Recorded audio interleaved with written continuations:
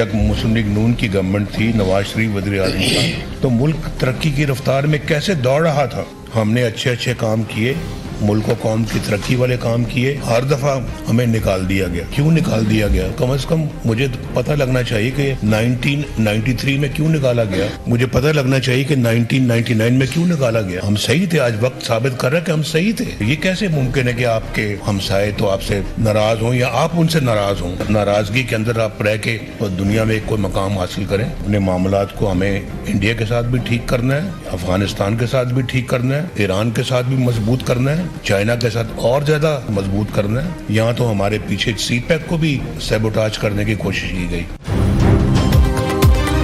जिन लोगों ने मुल्क को इस हाल पर पहुंचाया उनका मुहासबा किया जाए। पता लगना चाहिए 93 और 99 में मुझे क्यों निकाला गया। हर दफा हमने अच्छे काम किए फिर भी घर भेज दिया गया। वक्त साबित कर रहा है हम सही थे। नून लीग के कायद नवाज शरीफ का पार्लिमानी बोर्ड से खिताब। बिलावल भुट्टो ने कहा, नवाज शरीफ का मुतालबा है उन्हें 2/3 अक्सरियत दी जाए। अगर उन्हें अक्सरियत मिल गई तो देख लेना वो फिर पंगा लेंगे।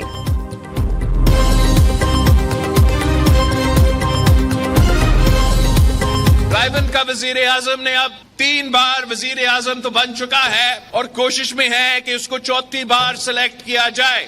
हर किसी का हक है कि वो ख्वाब देखे, मगर पाकिस्तान के अवाम का भी ये हक है कि वो पूछे कि जिस शख्स ने पहली बार, दूसरी बार, तीसरी बार फेल हुआ, वो 4थी बार आके कौन सा तीर मारेगा। मियां साहब ने उन्हीं से लड़ा, उन्हीं से टकराया जिन्होंने उसको 2/3 अक्सरियत दिलवाया था। एक बार फिर घर जाना पड़ा, फिर बाहर जाना पड़ा और 10 साल का आराम किया था मियां साहब। 190 मिलियन पाउंड करप्शन केस की तहकीकात में अहम पेशरफ। पीटीआई काबीना में शामिल 3 साबिक वफाकी वज़रा नैब के गवाह बन गए। परवेज खटक, नदीम अफजल चंद और जुबैदा जलाल शामिल। नैब इन्वेस्टिगेशन टीम की रिपोर्ट में जुबैदा जलाल ने इंकशाफ किया।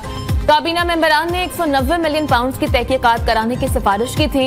इसरार के बावजूद वज़ीर आज़म ने किसी की एक न सुनी। इस संजीदा मामले पर बगैर किसी बहस के एजेंडा मंजूर कर लिया गया और मिनट्स को खुफिया रखने की मंजूरी दी गई। आज भी नवाज शरीफ शायद वो वाहिद लीडर है जो आज भी अदालतों के चक्कर काट रहा है। झूठे मुकदमों में, जो मुकदमों की वफात कितने साल पहले हो गई थी, वो मुकदमे आज भी नवाज शरीफ जेलों में, अदालतों में भुगत रहा है। वो जो जेल में बैठकर इस वक्त अपने अमाल की सजा भुगत रहा है, मैं उसका नाम भी नहीं लेना चाहती। वो कुदरत की पकड़ में आया, अल्लाह ताला की पकड़ में आया है। वो जो आज अडयाला जेल में बैठकर या पता नहीं अटक जेल में बैठकर अपना मुकदमा भुगत रहा है, वो नवाज शरीफ को चोर कहा करता था, लेकिन वो चोरी का इल्जाम वो अदालत में कभी नहीं लेकर गया। आजकल लेवल प्लेइंग फील्ड का बड़ा शोर है।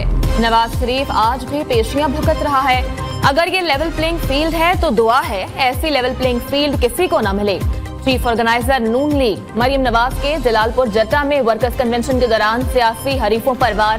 कहा, नवाज शरीफ की सियासत खत्म करने वालों की अपनी सियासत खत्म हो चुकी।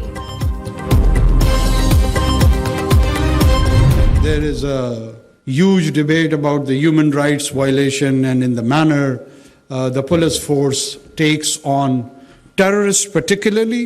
I'm not talking about the political dissents and the rest of them.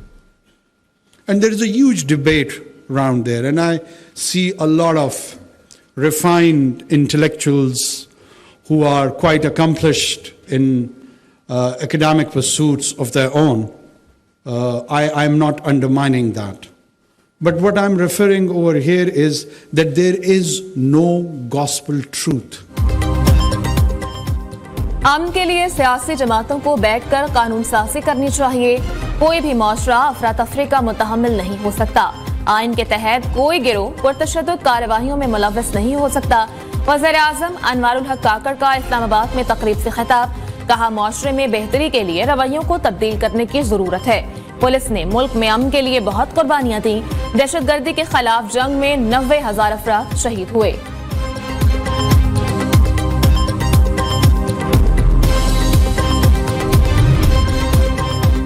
Islamabad high court में अल अजीजिया रेफरेंस में नवाज शरीफ की अपील मेरिट पर सुनने से केस दाखिल का शिकार होने का इम्कान। नून लीग की कानूनी टीम ने सर जोड़ लिए। नवाज शरीफ की अपनी वकला टीम से मुशावरत, आम इंतखाबात में हिस्सा लेने के हवाले कानूनी उमूर पर तबादले ख्याल। नून लीग और आईपीपी के दरमियान सीट एडजस्टमेंट के लिए कमेटियां तश्कील। साद रफीक, अयाज सादिक और राना सनाउल्ला नून लीगी कमेटी का हिस्सा। आईपीपी की जानिब से इसहाक खाकवानी कमेटी के कन्वीनर मुकर्रर, ओन चौधरी और नुमान लंगड़ियाल मेंबर नामजद। जराये के मुताबिक आईपीपी कमेटी ने कौमी असम्बली की 25 और सूबाई असम्बली की 40 सीटों पर एडजस्टमेंट के लिए फहरिस्त मुरतब कर ली है। कमेटीज की वर्किंग के बाद शहबाज शरीफ और जहांगीर तरीन की एक और मुलाकात में एडजस्टमेंट को हतमी शक्ल दी जाएगी।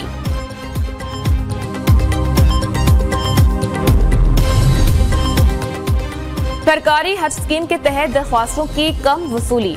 12 रोज के दौरान सिर्फ 1/4 से भी कम दरख्वास्तें मौसूल हो सकी। आज इतवार को भी नामजद बैंक दरख्वास्तों की वसूली के लिए खुले रहेंगे।